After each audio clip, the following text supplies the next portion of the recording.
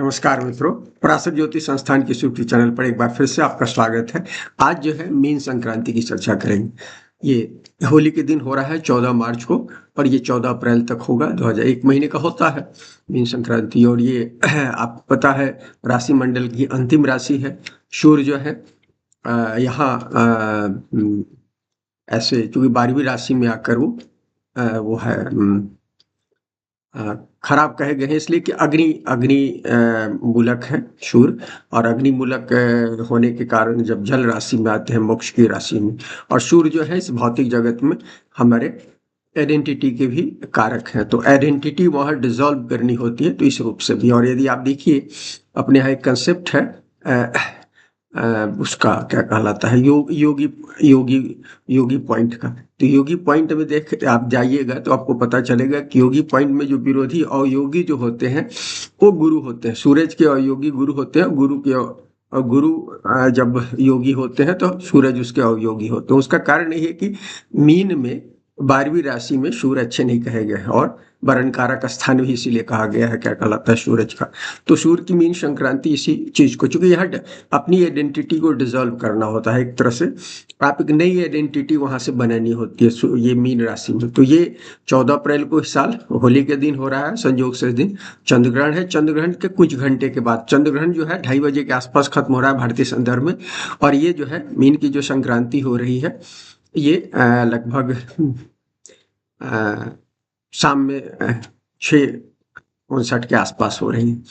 तो ये जो हो रही है क्या कहते हैं, ये इस दिन चैत्र कृष्ण प्रतिपदा शुरू हो गया। मैंने आप सबको पता है, मैं चंद्रग्रहण के संदर्भ में बता चुका हूँ कि पूर्णिमा होने के बाद चैत्र प्रतिपदा में एक तरह से चंद्रग्रहण जो है, पूर्ण चंद्रग्रहण जो है चैत्र प्रतिपदा में शुरू हुआ है। तो ये सूर्य की मीन संक्रांति उसके 2-3 घंटे बाद हो रही है, इसलिए कृष्ण चैत्र कृष्ण प्रतिपदा, चैत्र महीना शुरू हो गया है। और आपको पता है होली जो होता है, होली का हम बैशाख के माने फागुन पूर्णिमा में वो होलिका दहन करते हैं, जो एक तरह से पिछले साल के अंतिम की वो घोषणा होती है। और फिर चैत्र रथी से माने हम होली का गायन जो शाम में करते हैं होली खेलने के बाद, उसमें भर फागुन होली खेलने की बात करते हुए फिर चैत्र में उसके एक नई शुरुआत की इंडिकेट करते हैं, और गाने बजाने का प्रोग्राम होता है। गाँव की संस्कृति का मैं अपने गाँव को याद करते हुए आपको कुछ चीजें बता रहा था। हालांकि अब वर्षों हो गए हैं उस संस्कृति को में जिए हुए, लेकिन उस चीज को बता रहा था। तो ये कृष्ण चैत्र कृष्ण प्रतिपदा है। सूर्य इसके प्रतिपदा तिथि के स्वामी होते हैं। शुक्रवार दिन है, शुक्र होंगे। गंड योग है, शनि गंड योग के होते हैं। उत्तरा फाल्गुनी नक्षत्र है। उत्तरा फाल्गुनी उसको इंडिकेट कर रहा है, मॉर्निंग जो है उत्तरा फाल्गुनी में हुई है। उत्तरा फाल्गुनी जो है, और ऐसे भी इस समय भी जो समय हो रहा है सूर्य मीन की संक्रांति, उस समय भी शाम में उत्तरा फाल्गुनी नक्षत्र है। उत्तरा फाल्गुनी सूर्य का नक्षत्र होता है। सूर्य इसके महादशा क्रम में स्वामी होते हैं। बालोकरण है, चंद्रमा इसके स्वामी। हो रहा है गुरु का दिन, चूंकि ये है क्या कहते हैं शुक्रवार है, तो गुरु का हो रहा ये पॉजिटिव नहीं है। हालांकि देखिए यदि यहाँ देखिएगा तो गंड योग भी माने विरोध की ओर इंडिकेशन कर रहा है। शनि प्राकृतिक चक्र के वो हैं, और हम सब चीज, और हालांकि मीन संक्रांति भी उस चीज को जो हम शैडो पार्ट सूरज का शुरू करते हैं उसके खात्मे की खात्मे की ओर इशारा कर रहा है। तो इस चीज को समझने की जरूरत है। तो पंचांग मिक्स है, मिक्स पंचांग है एक तरह से कहना चाहिए। और अर्थ और मोक्ष त्रिकोण में सर्वाधिक 87 अंक है। धर्म और अर्थ पाद में 2-2 ग्रह हैं, जबकि काम और मोक्ष पाद में 3 ग्रह है। मतलब आप ये देखिएगा तो मुकाबला बराबरी का कहना चाहिए कि एक नई पुरानी की ऑर्डर को मीन संक्रांति उसी को इंडिकेट भी करते हैं। उसको ऐसे समझिए कि जब हम उसमें जाते हैं, मेष संक्रांति में जाते हैं, तो जोडियाक यहाँ खत्म होता है। जोडियाक जो है मीन राशि में खत्म होता है और मेष में। तो यहाँ सूर्य की जो क्रिएटिविटी है या जो भी चीजें है यहाँ खत्म हो जाती है, इसलिए कि यहाँ इसको आध्यात्मिक उन्नति करनी होती है। जो सूरज का मेन जो इसेंस है उसको इंडिकेट करता है। और सूरज जो है यहाँ माने हम वैसे भी कहते हैं कलयुग के स्वामी शनि हैं, और शनि जो है सूरज के शैडो हैं, छायापुत्र कहे गए हैं। तो आप देखिएगा शाम में सबसे लंबी छाया हमारी बनती है, शाम में सूर्यास्त के समय सबसे लंबी छाया होती है, दोपहर में एकदम खत्म हो जाती है छाया। तो एक तरह से दोपहर में शनि जो होते हैं एग्जैक्ट सूरज हो जाते हैं, और शाम में शनि सबसे प्रबल होते हैं, इसलिए कि शनि जो है तो शैडो पार्ट है, उस शैडो पार्ट के खात्मे को मीन में सूरज भी आने को इंडिकेट करता है। तो जो हमारा शाम में जो बनता है सूरज का जो छाया बनती है, उसी को खत्म करना, माने शनि जो है इस धरती पर जो हम क्रिएट करते हैं जो छाया के रूप में और सब चीजें, उसको खत्म करने को बताता है। तो इस साल तो ये बहुत इंपॉर्टेंट है, क्योंकि सूरज जो है मीन संक्रांति हम देख रहे थे, ये सूर्य की कुंडली लियो लग्न की कुंडली बनी है, माने सिंह लग्न की कुंडली बनी है, और सूर्य जो है अष्टम में है, किसके साथ है? राहु के साथ है। राहु के साथ अभी सूर्य की जो थी आंशिक जो ये होना है, ग्रहण होना है 29 तारीख को वो उसी में होना है, क्या कहते हैं, राहु के साथ होना है उनका, केतु के साथ नहीं है, राहु के साथ होना है। चंद्र ग्रहण जो है अभी केतु के साथ होना है, जिस समय चंद्र ग्रहण के बाद जो केतु के साथ हुआ है उसके बाद कर्क सूरज प्रवेश करेंगे। तो चूंकि इस लग्न कुंडली में, सिंह लग्न की कुंडली में ये 8वें भाव में है, ये अच्छी बात नहीं है। उसके बाद राहु केतु के जन्म में है। दूसरी बात है कि मीन जो है गुरु का भाव होता है, और दूसरे लेवल पर ये शुक्र और बुध का भाव होता है। क्यों शुक्र और बुध का बात होता है? मीन जो है अंतिम राशि आध्यात्मिक की राशि है, सेंसिटिव राशि है, जलीय राशि है, और हमारे लिए सेंसिटिव इसलिए हो जाता है कि ये जो है इस राशि में जब हम आते हैं तो इस फिजिकल बीइंग को डिसॉल्व करने को बताता है। जो मैंने कहा छाया जो है हम जो क्रिएट करते हैं संसार में, छाया के, सूर्य की छाया के तहत में हम इस संसार को क्रिएट करते हैं। सूर्य तो आत्मा के कारक है, तो आत्मा का कारक तो फिर उसी पुराने परमात्मा मिलने की बात करता है, लेकिन इस संसार में जो हम क्रिएट करते हैं उस आत्मा के ठीक खिलाफ करते हैं। जब हम आत्मा के पास चले जाते हैं तो संसारिक चीजों को खत्म कर देते हैं, मोह माया आसक्ति सब माया संस्कृति को खत्म करके ही हम क्या कहलाता है वापस आत्मा को परमात्मा में ले जाना चाहते हैं। इस बात को समझिए।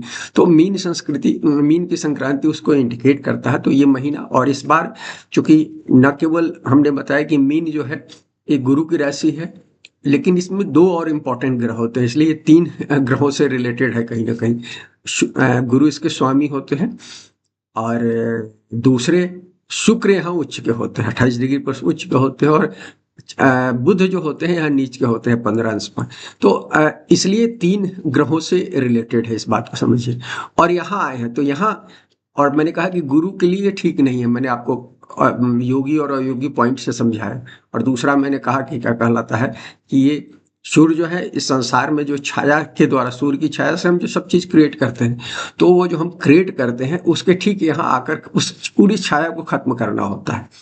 जो दोपहर के सूर्य जो इंडिकेट करते हैं, जिसमें सूर्य की कोई छाया नहीं होती, एकदम एग्जैक्टली जब सूर्य के बीम के साथ आप खड़े होंगे तो जिस समय आपकी छाया एकदम नहीं बनती है, तो एक तरह सूर्य शनि उस समय एग्जैक्ट हो जाते हैं, और वो एक तरह से आप कह सकते हैं मीन में आते हैं। तो उसी तरह की स्थिति हमको क्रिएट करनी होती है। तो इस चीज को समझते हुए हमको ध्यान रखना। तो ये 8वें भाव में है, उसको इंडिकेट करे। 8वां भाव भी हमारे, मैं महादेव की समाधि का भाव कहता हूँ, महादेव जो समाधि में रहते हैं, तो उस तरह की चीजों को इंडिकेट करता है। और ये उसके अलावा नवांश में भी, क्योंकि धनु नवांश बन रहा है, उसमें कर्क अंश में है, तो कर्क और धनु का जो होता है षडाष्टक संबंध होता है, माने धनु से कर्क राशि जो होती है वो 8वें भाव में पड़ती है, और कर्क से क्या कहलाता है 6ठे भाव में धनु बनता है, तो षडाष्टक हो जाता है। तो वो भी उसी माने उस चीज को बताता है कि अपने अस्तित्व को मिटाने का, वो सारी चीजों को है। तो ये एक चीज ध्यान रखने की जरूरत है कि, और हम देख रहे थे इसमें ग्रह जो है शुक्र सबसे मजबूत ग्रह है, शनि उसके बाद मजबूत है। तो आप देखिए चीजें कहीं ना कहीं, शुक्र मजबूत होने का मतलब ये मीन में शुक्र मजबूत हो रहे हैं, तो मतलब कहीं ना कहीं, और हमने बताया कि काम भावना भी महत्वपूर्ण हो रही है। तो ये सारी चीजें बता रही है कि एक संघर्ष तो रहेगा, और वो संघर्ष इस रूप में रहेगा कि जो हमने अपना एक छाया क्रिएट किया है इस धरती पर, हम अपनी छाया को खत्म नहीं होने देना चाहते। हम अपनी आइडेंटिटी है, छाया क्या हमारी आइडेंटिटी है, हम अपनी आइडेंटिटी खत्म नहीं है। तो जो लोग ये आइडेंटिटी बन चुके हैं संसार में, किसी भी तरह से भौतिक जीवन में जो हम अपनी आइडेंटिटी, अस्मिता, पहचान जो क्रिएट की आइडेंटिटी, उसी को कहते हैं। उस आइडेंटिटी को खत्म करना आसान नहीं है, उसके लिए तो योगी बनना पड़ता है ना। योगी होना इतना आसान नहीं है। तो ये चीज इस समय, और इसीलिए मैंने कहा कि ये क्या कहलाता है, लेकिन राहु केतु है इसमें, और पहले चंद्र ग्रहण हो रहा है, उसके कुछ घंटे बाद मीन संक्रांति हो रही है, उसके 14-15 दिन के बाद वो हो रहा है। 15 दिन के बाद सूर्य की आंशिक संक्रांति हो रही है। उस समय जब सूर्य ग्रहण हो रहा है तो उस समय पंचग्रही योग बना हुआ है। अगले दिन जब बल्कि कुछ घंटों के बाद शनि आएंगे तो 6 ग्रह का योग बन जाता है। हालांकि वो भी 5 ग्रह का है, 4 और 5 ग्रह का करना चाहिए, लेकिन केतु को अपन जोड़ लेते हैं तो उसमें 6 और 5 और 6 ग्रह का योग कहेंगे। तो इस बात को समझिए कि ये सारा इंडिकेशन जो बता रहा है कि एक बड़े बदलाव को इंडिकेट कर रहा है। मीन अपने आप में करता है और इस साल इस चीज को, तो ये ज्यादा इसको बता रहा है। इस भौतिक जगत में जो है मीन में सूर्य जब आते हैं तो अतीत, वर्तमान और भविष्य को प्रकृति के मूलभूत सच माने इटर्नल ट्रूथ के संदर्भ में, जो आर्य सत्य कहते हैं ना, आर्य सत्य क्या है, उस आर्य सत्य के संदर्भ में हमको देखने की रोशनी देते हैं। माने प्रकाश, सूर्य क्या प्रकाश देते हैं, तो जिस भी भाव में जाते हैं, जिस राशि में जाते हैं, उस राशि में प्रकाशित करते हैं। तो इस राशि में आ रहे हैं तो सूर्य जो उनको रोशनी देना है, प्रकाश देना है, इनलाइटमेंट के ग्रह है ना, ल्यूमिनरीज ग्रह है, तो जाएंगे तो प्रकाश प्रकाश देंगे। तो प्रकाश देंगे तो क्या प्रकाश दे रहे हैं, तो प्रकाश ये दे रहे हैं कि हमको पूरे अपने अतीत को देखिए, वर्तमान को देखिए और भविष्य को देखिए, और फिर क्या कहलाता है, इसको सिंक्रोनाइज कीजिए और सिंक्रोनाइज करके नए माने जो बदलता हुआ ऑर्डर है, उस ऑर्डर के हिसाब से अपने को बदलिए। और जो लोग बदलते हैं माने, और वही लोग बदलते हैं जो आध्यात्मिक है, सेवा भावी है, वो लोग बदलते हैं और वो बदल कर नए परिप्रेक्ष्य में, क्योंकि जब ये मेष में जाएंगे 14 अप्रैल को, तो मेष में एक नई शुरुआत होगी। मेष में जाकर सूर्योच्च के हो जाते हैं और मेष में संक्रांति के बाद सूर्य वहां क्या कहलाता है। और इस साल एक विशेष स्थिति है कि सूर्य जब क्या कहलाता है वहां रहेंगे, कई सालों में होती है वो। सूर्य जब वहां होंगे तो लगभग शुक्र इस समय क्या कहलाता है उच्च के रहेंगे, और वक्री से निकल कर वापस आ जाएंगे, वो मार्गी हो जाएंगे। तो शुक्र उच्च के होंगे और क्या कहलाता है, और शुक्र भी क्रिएटिव ग्रह हैं, सूर्य भी क्रिएटिव है, वो मेष में चले जाएंगे। तो दोनों क्रिएटिव ग्रह कहीं ना कहीं हमारी क्रिएटिविटी को बतलाएं, मतलब नए परिप्रेक्ष्य में जीने की जो डिसिप्लिन चाहिए वो दोनों शुक्र और गुरु दोनों प्रोवाइड करेंगे। तो इसलिए 14 अप्रैल के बाद वो स्थिति बदल रही है कि नए जो डिसऑर्डर है या जो भी आपके जीवन का जो ऑर्डर है, उस ऑर्डर के हिसाब से जीने की स्थिति हो। ये चीज ध्यान रखिएगा। इस बार जो चंद्र और सूर्य ग्रहण भी इसी लगभग इंडिकेशन को बता रहे हैं कि हमको बदलाव, दुनिया में जो बदलाव हो रहा है नए वैश्विक ऑर्डर का, और हमारे देश में, और उसका इम्पैक्ट जो पड़ेगा सभी देशों के लिए लगभग होगा। तो उस परिप्रेक्ष्य में हमको देख कर क्या कहलाता है, अपने को बदलना चाहिए। हिंदू नव वर्ष 30 वैसे तो 29 को ही शुरू हो जाएगा, लेकिन वो हमारे यहाँ मॉर्निंग से देखते हैं, तो मॉर्निंग में वो 30 को होगा, तो 30 में उच्च छठ ग्रह का योग भी बन रहा है, तो उसका भी वही संदेश है। जब देखिए एक बात ध्यान रखिए, हम देख रहे थे, हम आज करने वाले थे लेकिन नहीं कर पाए, परसों करेंगे। कल तो चंद्र ग्रहण है, नहीं करूंगा, होली भी है, चंद्र ग्रहण है, परसों करूंगा। तो उसमें षट ग्रह में हम देख रहे थे, कई सालों में मैंने देखा, 1286 में हुआ था, उस समय क्या कहलाता, उसके 4 साल बाद गुलाम वर्ग का शासन खत्म हुआ, खिलजी वंश का आरंभ हुआ था। 63 में जब हुआ अक्टूबर नवंबर में, उसके 6 महीने के बाद नेहरू समाप्त हुए, अमेरिका में केनेडी की हत्या हुई, फिर एक नया दौर शुरू हुआ, और 68 तक आते थे, बहुत दुनिया में बदलाव हुआ। तो और 678 में हुआ वो, फिर उससे कुछ दिन पहले जनता सरकार गई थी, और 78 में जो हुआ, और फिर 78 कह रहे हैं, 79 में हुआ, 79 में हुआ, हम डेट बताएंगे।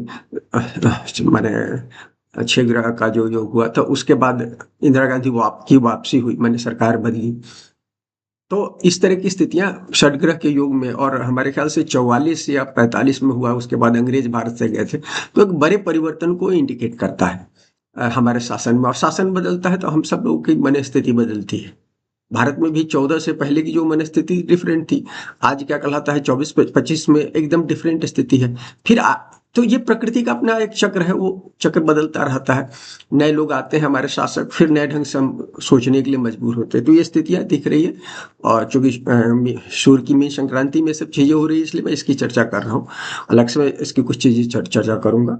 तो वो यह है कि कहीं ना कहीं हमको बदलना होगा, और मीन संक्रांति तो बदलाव को बताती है, एक नए परिप्रेक्ष्य में हमको ये होगा ध्यान रखना होगा।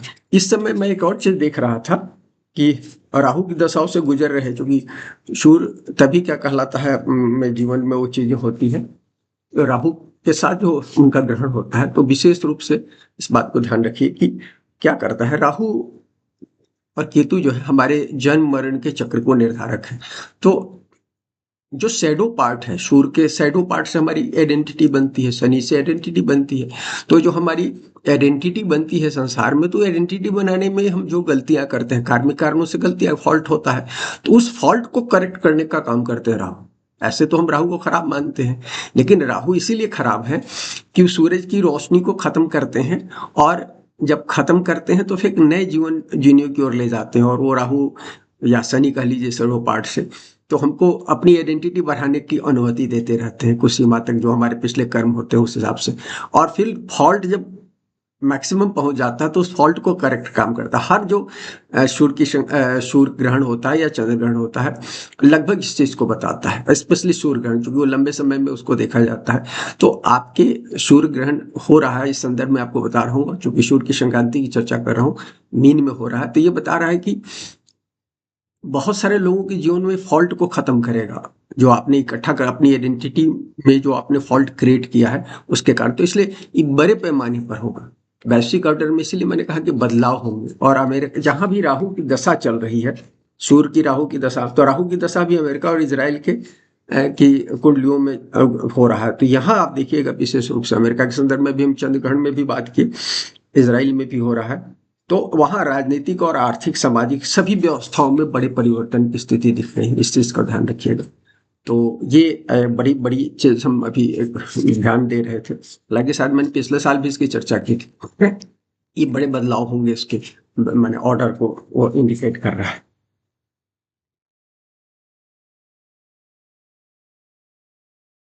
ग्रहण जो है, सूर्य ग्रहण जो है, चूंकि मीन की संक्रांति की चर्चा करूं तो ग्रहण की भी चर्चा कर देता हूँ। ये जो है, ये ग्रहण एक बात बता रहा है कि जो लोग इस ट्रांसफॉर्मेशन को स्वाभाविक रूप से स्वीकार कर लेंगे, वो निश्चित रूप से उस अपने हिसाब से बदलाव कर लेंगे, तब तो ठीक है। मीन की संक्रांति भी उसको इंडिकेट कर रही, आध्यात्मिक उनका होगा विकास, और उसके बाद उनके भौतिक विकास भी होगा, नए सिरे से अपने को चेंज कर लेंगे।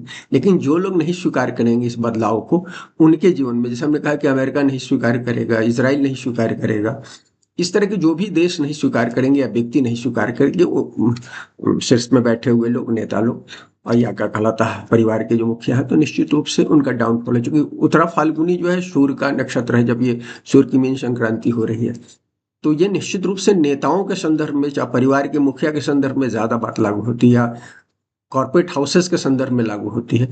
और ये बातें कहीं ना कहीं गुरुओं के संदर्भ में लागू होता है, बुद्धिजीवियों, चूंकि मीन राशि है, मीन राशि बुद्धिजीवियों की राशि है कहीं ना कहीं, और धर्म गुरुओं के संदर्भ में लागू होती है। तो इस दौर में आप देखिएगा कि बड़े फेक धर्म गुरु, बुद्धिजीवी या समुद्र पर आधारित काम करने वाले लोग, जो समुद्री जीवन पर आधारित काम काज करते हो, जो गलती करते हो, ऐसे लोगों के जीवन में बड़े परिवर्तन होंगे, ट्रांसफॉर्मेशन होंगे इस दौर में। विशेष रूप से आपको ध्यान रखिएगा। और जो लोग, हाँ जी, ये उनके साथ होगा जो नहीं स्वीकार करेंगे जो बदलाव है उसको। हमने अभी पिछले मैंने चर्चा भी की थी कि ब्रिटिश सीरियल मैंने देखा, तो उसमें कैसे फर्स्ट वर्ल्ड और सेकंड वर्ल्ड वॉर के समय बदलाव हुआ, और बड़े बड़े लोग बदल गए उस समय। चीजें तो हुई, चर्चिल प्राइम मिनिस्टर से हटे फिर दोबारा बने, लेकिन उनका फर्स्ट अवतार देखिए उनका, और सेकंड अवतार देखिए। फर्स्ट अवतार में वो नंबर वर्ल्ड देश के ये थे, सेकंड अवतार में वो अमेरिका की पिछलू हो गए थे। कहने का मतलब ये है कि यही सब जीवन है, जीवन की इस विसंगतियों को हमको स्वीकार करना चाहिए। मैं गांव में पला हूँ, बचपन मेरा गांव में पला है, मैंने देखा है परिवारों का, बहुत सारे परिवारों की कहानियां सुनी है। मैं हमेशा 50 साल के दायरे में किसी भी परिवार के जीवन को देखता हूँ, उसी तरह से 50 साल के दायरे में देश के जीवन को देखिए। आप देखेंगे कि नए एलिट बनते हैं और पुराने एलिट मिट जाते हैं या पृष्ठभूमि में चले जाते हैं। तो ये कहानी है, और ये दौर है उस माने नए एलिट बनने का, और क्या कहलाता पुराने एलिट के खत्म होने का। अभी मैं आज देख रहा था कुछ धर्मगुरुओं के बारे में रिपोर्टें खिलाफ में बड़ी है, हालांकि मैं देख नहीं पाता हूँ आजकल, थोड़ा सा नेगेटिव उसका इम्पैक्ट तुरंत पड़ता है। तो एक चीज मैंने महसूस किया कि ये हमको ध्यान रखना चाहिए कि इसमें हमने यदि गलतियां की है, बहुत सारी छायाएं क्रिएट की है, जिसके कारण हमारी आइडेंटिटी बड़ी हो गई है, तो उस आइडेंटिटी छाया से जो आइडेंटिटी क्रिएट होती है, उसमें जो गलतियां होती हैं, उन सब गलतियों को सुधार करने का यह दौर है। तो हमारे जो हमारे जीवन में जो फेकनेस है, हम सब करते हैं, ऐसा नहीं है। हम सब लोग अपनी आइडेंटिटी को निर्माण करने के लिए, जो ये दुनियावी आइडेंटिटी है, उसको करने के लिए कुछ ना कुछ झूठ सच करते रहते हैं। वो झूठ सच के खत्म होने का दौर होगा, क्योंकि नए लोगों को जगह कैसे मिलेगी? नए लोगों को तो जब जब मेष में जाएंगे सूरज, फिर तो फिर नए लोगों के लिए स्टार्ट होगा वो। अगले दशकों में हम देखेंगे नए नए नेता आएंगे, नई नई चीजें होंगी। तो इस चीज को ये बता रहा है। इसलिए हम कहना चाहेंगे कि ये आध्यात्मिक रूप से ये उन लोगों को देंगे जो स्वाभाविक रूप से बदलेंगे, तो उनको बाद में भौतिक रूप से भी उनका डेवलपमेंट होगा। और जो लोग नहीं करेंगे, उनके जीवन में साइकोलॉजिकल बड़े ट्रांसफॉर्मेशन होंगे। अल्टीमेटली वो फिजिकल ट्रांसफॉर्मेशन बदल जाएगा उनके पूरे सोशल, इकोनॉमिक और क्या कहलाता है, सब दायरा, फैमिली दायरा सब बदल जाएगा। आप देख लीजिएगा, वैवाहिक जीवन से लेकर क्या कहलाता है, भौतिक जीवन के जो परिप्रेक्ष्य, नौकरी, प्रोफेशन, सब में होगा। और बहुत सारे लोग इस दौर में बीमारी वगैरह के शिकार हो सकते हैं, उनकी जिन लोगों ने वो किया होगा। तो इस बात, ये दो दौर है, इस पर स्पेशली देखिएगा। शनि भी आ रहे हैं, सूरज शनि का भी कॉम्बिनेशन हो जाएगा। अभी देखिए, कल जो है सूरज शनि साथ थे, एग्जैक्टली थे 12 तारीख को, हमने पहले भी किया 11-12 में। तो बहुत सारे लोग उस तनाव को महसूस कर रहे होंगे, जिसके कारण अभी मैंने बताया नहीं, बहुत सारे फेक लोगों के खिलाफ भी मैंने बहुत सारी रिपोर्टें देखी। अभी बहुत सारी नहीं, 2-3 रिपोर्टें मैंने देखी, बड़े नाम है, चर्चा नहीं करना चाह। तो ये सब चीजें बताती है कि वो इसलिए होता है कि हमने जो क्रिएट की है फेकनेस अपने लाइफ में, जो उसके कारण चीज़ें, तो हम सबको सावधान रहना चाहिए। हम सब थोड़ा बहुत करते हैं, थोड़े बहुत करने से तो वो बड़े बदलाव नहीं होते हैं। लेकिन यदि हमने ज़्यादा कर लिया, थोड़ा थोड़ा करके एक पूरा एक हार खड़ा कर लिया है, तो हमारे जीवन में भी चीज़ें हो सकती है। तो वो हेल्थ इश्यूज भी क्रिएट करेगा। तो हेल्थ, एक चीज़ मैं बताना चाहता हूँ, सूरज अग्नि तत्व है, जल में आते हैं, तो ये कहीं ना कहीं उस जलीय बीमारी को इंडिकेट करते हैं, उस चीज़ को बताते हैं। तो वो एक होगा। और स्किन से संबंधित चीज़ें भी होंगी। शुक्र बुध भी यहाँ बैठे हुए हैं, तो उससे रिलेटेड चीज़ों को क्या कहलाता है, कुछ बीमारियां हो सकती हैं, डायबिटीज वगैरह हो सकती है, ये सब चीज़ें हो सकती हैं। तो ये सब की हार्ट अटैक की समस्याएं हो सकती है, सूर्य शनि भी आ जाएंगे उस समय। तो इसलिए मैं कह रहा हूँ कि ये बहुत बड़ा, ये कुछ बातें मैं आगे की संदर्भ में बताऊंगा। इस दौर में संक्रामक बीमारियां हो सकती, कोई भी चीजों, इस सब चीजों को ध्यान रखने की जरूरत है। और संक्रांति के बारे में मैं एक चीज कहना शुरू में भूल गया। पुण्य काल जो है, जो कि शाम में हो रहा है, ये 18-29 पर हो रहा है ये शायद, ये तो ये पुण्य काल है, दोपहर में शुरू होगा, 12:30 से लेकर 18-29 तक। ये लगभग 5 घंटे, मानी 6 घंटे का, 59 मिनट का है। और महापुण्य काल जो होगा, शाम में 4:30 से लेकर 16:29 से लेकर 18-29, मानी 18 मतलब 6, हाँ, 6:29 तक होगा, माने 2 घंटे का है। तो महापुण्य काल शाम में 2 से भले 4:30 से 6:30, और वो है 12:30 से दोपहर में, ये है। और देखिए, बहुत सारे लोग महापुण्य काल चूंकि 12:30 से हो रहा है, खासकर जो लोग अग्नि होम वगैरह करते हैं, तो यदि दोपहर में होम करें, इसलिए कि चंद्र ग्रहण भी हो रहा है, महामृत्युंजय से कर सकते हैं, गायत्री से कर सकते हैं, तो ये बहुत अच्छा समय है। हालांकि भारत में नहीं देखा जा रहा है, लेकिन विदेश में जहाँ देखा जाएगा, अमेरिकन कंटिनेंट में देखा जाएगा, यूरोप के कुछ पश्चिमी यूरोप के हिस्से में देखा जाएगा, ऑस्ट्रेलिया के कुछ हिस्से में देखा जा रहा है, अफ्रीका के बहुत सारे देशों में देखा जा रहा है। तो उन सब जगहों में ये स्पेशली यदि इस समय आप लोग कर सकते हैं तो जरूर करें, ग्रहण के समय महामृत्युंजय का। तो हेल्थ वगैरह के संदर्भ में और दूसरे भी बहुत सारे संदर्भ में आपको हेल्प करेगा। और जो लोग वो सब नहीं कर सकते हैं, इस दौर में क्या कहलाता है, गुरुवार, गुरुवार शनि, चूंकि गुरु और शनि का एक तो खरमास शुरू हो जाएगा, तो शुभ काम बंद हो जाएंगे। दूसरी चीज, इस दौर में आपको आध्यात्मिक उन्नति के जो भी आप कर सकते हैं, मैं तो हमेशा कहता हूँ गायत्री का जाप करने के लिए। हमारा ब्राह्मणिकल ऑर्डर में गायत्री सुबह शाम दोपहर में करने की एक प्रथा रही है, उसको हम भूलते जा रहे हैं। अब फिर से समय है, यदि आप कर सकते हैं तो उसको करें। और गुरुवार रविवार को गरीब लोगों को, स्पेशली गरीब तबके के जो लोग किसी भी वर्ण के हो, अपने यहाँ शास्त्रों में ब्राह्मण शब्द इस्तेमाल किया है, क्योंकि ब्राह्मण का मतलब ये गरीब होता है, इसलिए कि 3 दिन से भी ज्यादा भोजन रखने की ब्राह्मणों को और ऋषियों को आज्ञा नहीं थी। इसलिए आज हम उसको गरीब शब्द कहते हैं। आज ब्राह्मण, कोई जरूरी नहीं है कि आप जाति से ब्राह्मण है तो वो आपके पास है, लेकिन जो लोग रियल सेंस में वो कर रहे हैं, आध्यात्मिक जीवन जी रहे हैं, ऐसे लोगों को निश्चित रूप से दान, खाना खिलाना, उनको दान करना आपको इस दौर में। और ये विष्णु का ये होता है, आदित्य इसके विष्णु होते हैं। विष्णु की पूजा की शक्ति है गायत्री के रूप में या आदित्य हृदय के रूप में। और प्रतिदिन सुबह में जल जरूर दीजिए इस दौर में, चूंकि बदलाव का ये दौर है। एक खास बात है कि इस दौर में क्या कहलाता है, योजना बनाकर काम किया। हालांकि आसान नहीं होगा, लेकिन योजना बनाकर, चूंकि 12वां भाव है, खर्च बहुत ज्यादा बढ़ा रहेगा। देखिए, देह का खर्च भी दिख रहा है, जिसके कारण रोग और इन वगैरह सब चीजें। और दूसरा क्या कहलाता है, पैसे का खर्च भी दिख रहा है। तो ये सब चीजें इस दौर में विशेष रूप से ध्यान लीजिए। अब फटाफट क्या कहलाता है राशिफल शॉर्ट में बता देता हूँ। देखिए, ये मैं बताना चाहता हूँ कि ये जो राशिफल है, एक और चीज़ कहना चाहता हूँ कि ये है संबंधों में सुधार करने के लिए, चूँकि यहाँ शुक्र उच्च के होते हैं और बुध, और चूँकि यहाँ वक्री हो रहे हैं, तो अपने संबंधों में जिन लोग, कुछ लोगों के संबंध तो इन होंगे, इसमें कोई दो मत नहीं, तलाक वगैरह की स्थितियाँ दिख रही है, लेकिन बहुत सारे लोगों के संबंध में थोड़ा बहुत फॉल्ट है, वो लोग सुधार कर सकते हैं। क्योंकि शुक्र की उच्च राशि है, शुक्र यहाँ आध्यात्मिक होते हैं 28 डिग्री पर, उनका वो है पॉइंट, मैक्सिमम पॉइंट है उच्च होने का, तो ये सुधार करने के लिए अच्छा है। और बुद्ध जो है यहाँ क्या कहलाता है, अपना अस्तित्व खत्म करते हैं। तो माने एक तरह से क्या होते हैं बुद्ध, जहाँ वो होते हैं मीन राशि में आकर नीच के कहे गए। क्यों कहे गए हैं कि बुद्ध जो है व्यवसाय, ट्रेड वगैरह के कहा है, कम्युनिकेशन, लेकिन यहाँ आकर उनको वो कल्पनात्मक होना होता है। इसलिए बहुत अच्छे राइटर होते हैं, बहुत लोग फैंटेसी लिखने वाले राइटर मीन राशि, मीन में जिनका बुध होता है, ऐसे लोग होते हैं। तो उस तरह के लोग काम करते हैं। या बुध का आध्यात्मिक पहलू यहाँ नजर आता है। आध्यात्मिकता बुद्ध का स्वभाव मूल रूप से नहीं है, हालांकि विष्णु उसके देवता है और उस रूप में हम कहते हैं कि मंत्र प्रोमिनेंट बुद्ध जो है हमको वो है, लेकिन वो भौतिक लेवल में दिखावे की चीज को ज्यादा रिप्रेजेंट करता है। लेकिन यह रियल सेंस में आध्यात्मिक लेवल में बुद्ध काम करते हैं। तो उस सेंस में बुद्ध चूंकि यहाँ रहेंगे, तो इसलिए इससे बुद्ध प्रभावित लोगों के लिए भी ये ट्रांसफॉर्मेटिव समय हो सकता है।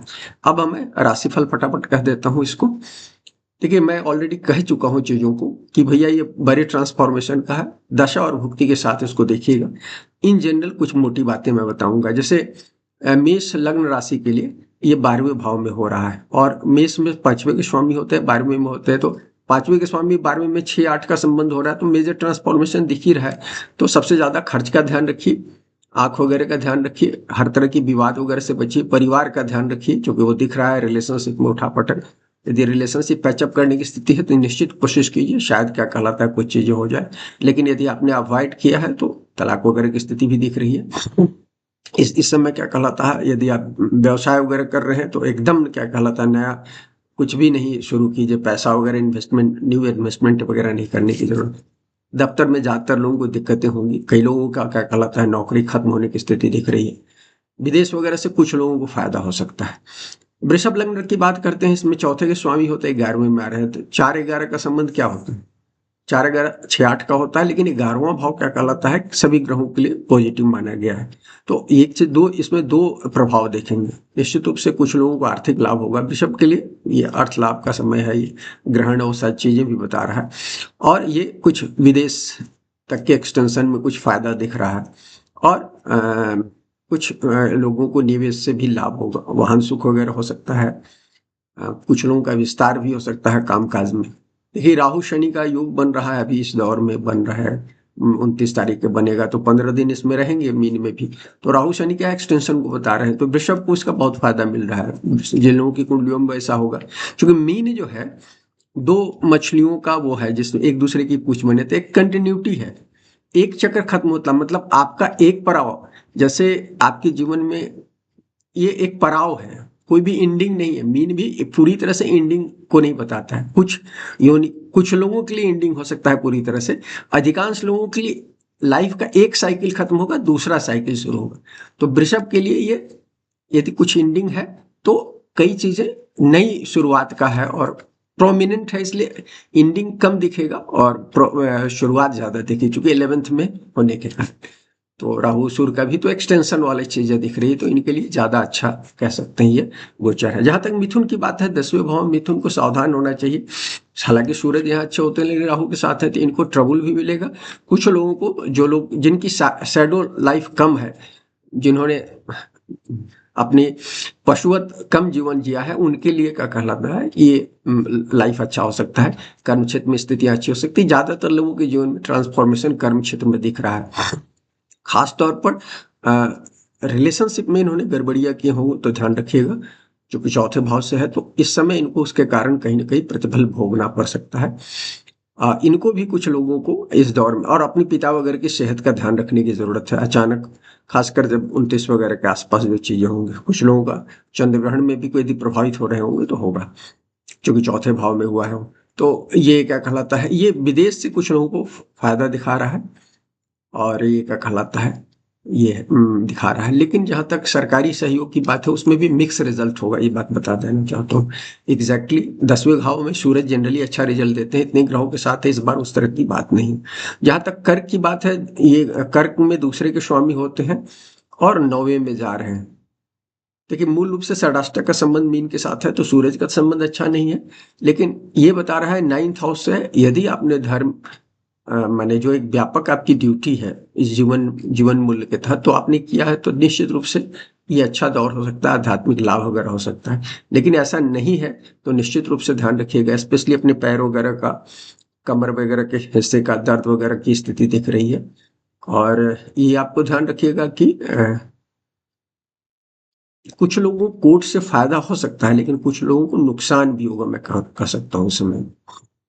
हाँ, एक चीज़ मैं विशेष रूप से कहना चाहता हूँ, इस दौर में जिन लोगों ने अच्छे कर्म किए हैं और जिनके लिए पॉजिटिव है, उन लोगों के लिए इस समय में अ, विदेश वगैरह से शिक्षा वगैरह की स्थिति दिख रही है, इस दौर में लोग जाएंगे, इस चीज़ को मैं कहना चाहता हूँ। ट्रेवल शिक्षा में भी कुछ लोगों को फायदा होगा, हालांकि शेडोई पार्ट है आपके लाइफ में ज़्यादा, तो आपको थोड़ा सा सावधान रहना चाहिए। सिंह लग्न राशि की बात करते हैं, इसमें इसमें पहले के स्वामी होते हैं 8वें में आ रहे हैं। सिंह के राशि षडाष्टक ऑलरेडी बने हुए हैं और 8वें में है, तो आपको सबसे ज्यादा सावधान रहना है। एक चीज मैं शुरू किया, मेष वाले लोगों को हेल्थ का भी ध्यान रखना चाहिए, और सिंह के जातकों को, मेष और सिंह के जातकों को सबसे ज्यादा, मेष के जातकों को और सिंह के जातकों को हेल्थ का सबसे ज्यादा ध्यान रखना चाहिए। यदि आप 50 से ऊपर हैं निश्चित रूप से, और हार्ट वगैरह यदि आपका पहले कुंडली में चौथा और 5वां भाव काल पुरुष में वो है अफ्लिक्टेड है, या 4 या 5 नंबर साइन अफ्लिक्टेड है, तो ध्यान रखिएगा। सेहत सबसे ज्यादा आपको ध्यान रखने की जरूरत है। इसी तरह से माता पिता की सेहत का भी ध्यान रखिए। ऐसे समय में सरकार को, कई लोगों का टैक्स वगैरह की चोरी वगैरह करते हैं, उनको विशेष रूप से सावधान रहना चाहिए। जो भी आप सरकार से, यदि आप इल्यूजनरी रिलेशनशिप है, तो आज समय इल्यूजन जो है वो खत्म हो जाए, इस बात को ध्यान रखिएगा। ये दाम्पत्य सुख वगैरह की कमी तो दिख ही रही है। ससुराल में भी आपके इस दौर में रिलेशनशिप यदि प्रॉपर है तब तो ठीक है, वो फायदा होगा, लेकिन अदरवाइज लिगेसी का भी फायदा हो सकता है, अदरवाइज नुकसान आपको हो सकता है। फागुन है, फागुन के संदर्भ में मैंने बताया था, उत्तरा फाल्गुनी जो है लिगेसी से लाभ देती है, खासकर ससुराल वगैरह से भी लाभ हो सकता है कुछ लोगों को। तो सिंह के जातकों की ये जरूर है, कुछ लोगों को जो जिनके बाप दादों का कर्म अच्छा होगा, इस दौर में उनको उसका लाभ मिल रहा होगा, या उनके अपने कर्म अच्छे हैं, इन्होंने कंटिन्यूअस वो काम किया होगा निश्चित रूप से।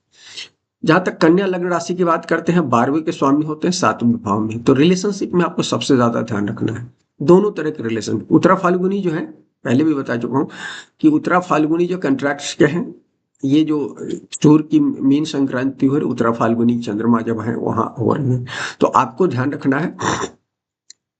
आपने कॉन्ट्रैक्ट्स का पालन किया तो निश्चित रूप से इस दौर में आपको फायदा होगा। कॉन्ट्रैक्ट्स का सोशल लाइफ में मतलब पार्टनरशिप, हर तरह की partnership, business partnership, family partnership, यदि आपने पालन किया, संसार से रिलेशनशिप जो मित्रों के साथ, दूसरों के साथ है, यदि उसमें आपने निष्ठावान होकर काम किया है, तो ये दौर आपके लिए फायदेमंद होगा, अन्यथा नुकसान होगा। मारक भाव होता है, निश्चित रूप से ध्यान रखिएगा। हेल्थ का भी ध्यान रखिएगा, पार्टनर के साथ इंडिंग भी हो सकता है, सब चीजें। इस समय में पेट और का विशेष ध्यान रखिएगा। गर्मी अभी बढ़ेगी अचानक से, क्योंकि ये सब चीजें होंगी, तो गर्मी का भी ध्यान रखिएगा। और यदि आपका पॉजिटिव है तो सरकार से लाभ होगा, अन्यथा आपको नुकसान हो सकता है। जहां तक तुला लग्न राशि की बात करते हैं, नहीं, कन्या लग्न राशि की बात करते हैं मित्रों।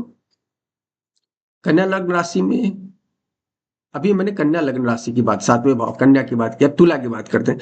तुला लग्न राशि में 11वें के स्वामी है, 6ठे भाव में आ रहे हैं। तो 6ठे भाव में आकर क्या करते हैं, सूर्य ज्यादातर फायदे की बात करते हैं, लेकिन अभी राहु के साथ हैं, तो हम क्लियर कट वो चीजें नहीं कर सकते हैं। और बाद में 6 ग्रह का भी योग वगैरह बन रहा है, उनके साथ शनि भी आ जाएंगे, तो इस बात को ध्यान रखिएगा। यदि आपने सर्विस एटीट्यूड रखा, आध्यात्मिक रूप से जीने वाले हैं, तब तो ठीक है आपके लिए। लेकिन आप यदि बहुत ज्यादा वो है, कॉम्पिटिटिव है, तो इस दौर में आपको सावधान रहना चाहिए। हेल्थ इश्यूज हो सकता है, कोर्ट का भी इश्यूज हो सकता है, और रोग का भी इशू हो सकता है। सारी चीजों का ध्यान रखें। सेवा भाव से काम करने वाले इस समय सतर्क हो जाइए, सर्विस एटीट्यूड अपनाइए। निश्चित रूप से क्या कहलाता है, निश्चित रूप से आपके लिए बेहतर हो सकता है। खर्च पर भी नजर रखिए।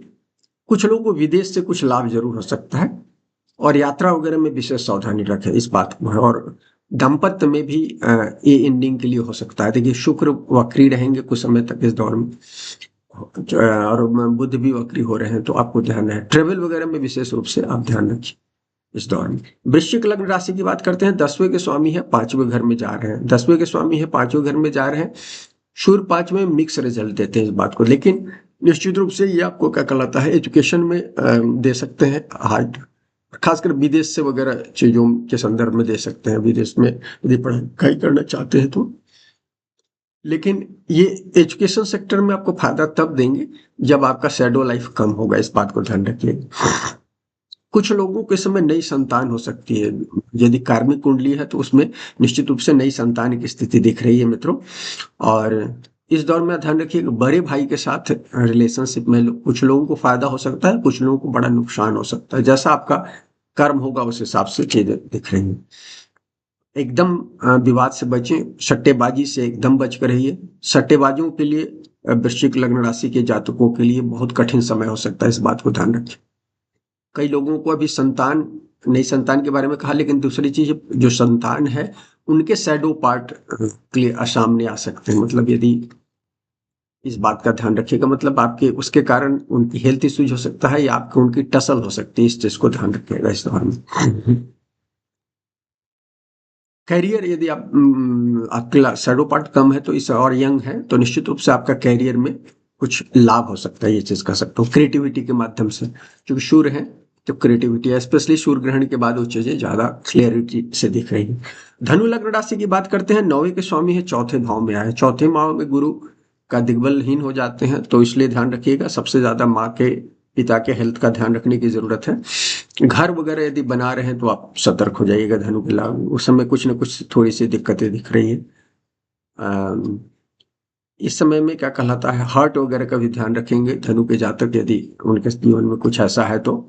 घर वाहन लेने के बारे में या काम करने के बारे में थोड़ा सा रुक जाइए, देख लीजिए आपके लिए क्या मैसेज है, उस हिसाब से करने के लिए जरूरत है। इस समय कुछ लोगों को विदेश से लाभ दिख रहा है, इस चीज जरूर कह सकता हूँ। अच्छा कर्म है तब आपको दफ्तर में कुछ फायदे हो सकते हैं। शैडो कम है आपके जीवन में, माने अहंकार कम है। शैडो को मतलब अहंकार है, जब आपकी आइडेंटिटी होगी उसी हिसाब से अहंकार होता है, तो उस हिसाब से देख लीजिए। मकर, मकर लग्न राशि की बात करते हैं। 8वें के स्वामी है, थर्ड हाउस में। देखिए, 8th और 3rd का है। मकर के जातकों को ध्यान रखिएगा, इस दौर में क्या कहलाता है, 3rd हाउस में सूरज अच्छा होता है, गोचर अच्छा दिखा रहा है। कुछ लोगों को पराक्रम से लाभ हो सकता है, लेकिन तो अभी मैं बताऊंगा राहु के साथ है ये दौर में कुछ लोगों को, और शनि भी आ जाएंगे तो कुछ ट्रबल रहेगा। कामकाज के क्षेत्र में काम रहेगा। छोटे भाई भाई बहनों के साथ कुछ स्थितियां गड़बड़ हो सकती है। ट्रैवल कर रहे हैं उसमें कुछ दिक्कतें हो सकती है। ये सब चीजें निश्चित रूप से मकर के जातकों को ध्यान रखना चाहिए। रिलेशनशिप छोटे भाई बहनों के साथ भी ध्यान रखना चाहिए। और ये क्रॉनिक डिजीज भी कुछ लोगों को संभव है। 8 और 3 क्या होता है, 8वां जो है आयु का भाव है, और 8वें से 8वां 3rd है, तो इसलिए मकर के जातकों के लिए कुछ लोगों का मोक्ष का भी समय हो सकता है, ये कहना चाहिए। कुंभ, हालांकि ज्यादातर लोगों के लिए मोक्ष नहीं होगा, एक ट्रांसफॉर्मेशनल दौर हो सकता है। जहां तक कुंभ की बात है, 7वें के स्वामी है, दूसरे भाव में आ रहे हैं। दूसरे भाव में गोचर अच्छा नहीं कहा गया है, और ये सूरज का खास तौर पर अपने आंख और चेहरे वगैरह का विशेष रूप से ध्यान रखिए। स्किन डिजीज का भी ध्यान रखिए। और इस समय में अग्नि से भी कुछ लोगों को रिएक्शन हो सकता है, फ्लेयर अप हो सकता है, चीजों को देख लीजिएगा। क्योंकि वायु के कारक हैं राहु, और फिर शनि भी आ जाएंगे तो दोनों वायु तत्व को बढ़ा देंगे। और जल है तो मिक्स, हालांकि जल में है तो अग्निकांड जल में हो सकता है, यदि ऑयल एक्सप्लोरेशन के काम में लगे हैं तो वहां कुछ दुर्घटनाएं हो सकती है, इस तरह की चीजें दिख रही हैं। मेडिसिन रिएक्शन वगैरह की स्थिति भी देख रही है। कुछ लोगों को पैतृक विवाद का सामना कर सकता है, लेकिन कुछ लोगों को लाभ होगा, पैतृक माने पिता या जो लोग गुजर गए होंगे उनका कुछ लिगेसी चीज मिलने की संभावना है। पार्टनर की सेहत का ध्यान रखें, क्लियर कट कुछ दिक्कतें दिख रही है, और आप अपना भी कुछ देखा और पार्टनर के भी जो है। और छात्रों के लिए ज्यादा कठिन समय है, छात्र बेहद कंसंट्रेट करें, अन्यथा दिक्कत दिख रही है। जहां तक मीन राशि और लग्न की बात करें तो इसमें छठे के स्वामी है, पहले भाव में आ रहे हैं, तो एक बात ध्यान रखिए, छठे के स्वामी पहले भाव में आ रहे हैं तो पूरी आइडेंटिटी जो क्राइसिस की स्थिति बन रही है, जो कि ग्रहण हो रहा है और ग्रहण के कारण हम आपको बता रहे हैं, इसलिए आपको अपनी मीन के जातकों को सबसे ज्यादा ध्यान रखना चाहिए। यदि आपका शैडो पार्ट बड़ा हो गया है तो आपको निश्चित रूप से ट्रांसफॉर्मेशन दिख रहा है, करियर में, पर्सनालिटी में, सारी चीजें हैं। और मीन के जातकों के लिए आध्यात्मिक समय है, यदि आप आध्यात्मिकता में जुड़े हैं, सर्विस एटीट्यूड से जुड़े हैं, अपनी कमियों को देखते हैं, तो निश्चित रूप से ये दौर आपके लिए बेहतर होगा, अन्यथा आपके जीवन में कहीं ना कहीं ये क्या कहलाता है, कुछ न कुछ ट्रांसफॉर्मेशन जरूर दिख रहा है। मैं ये जरूर कहूंगा कि मीन के जातकों को छठे के स्वामी होकर क्या कहलाता है, फर्स्ट हाउस में है, तो कुछ लोगों को हेल्थ का भी ध्यान रखना चाहिए निश्चित रूप से। कुछ लोगों के, अधिकांश लोगों को, खासकर बड़ी उम्र हो तो अपने हेल्थ का ध्यान रखना चाहिए। अचानक से कुछ ऐसी चीजें खबर आ सकती है जो अप्रिय हो सकती है, और किसी तरह के विवाद, कोर्ट वगैरह के मुकदमेबाजी वगैरह से बढ़िए। और रिलेशनशिप में अपने को चेक कीजिए कि कुछ गड़बड़ी तो नहीं कर रखी है, अन्यथा क्या कहलाता है, कुछ अचानक से चीजें आ सकती हैं। तो मित्रों, ये कुछ मोटी मोटी बातें जो थी, जो समझ में आया, मैंने आपसे शेयर किया। ये पसंद आए तो लाइक करें, शेयर करें, चैनल को सब्सक्राइब करें। शुक्रिया मित्रों।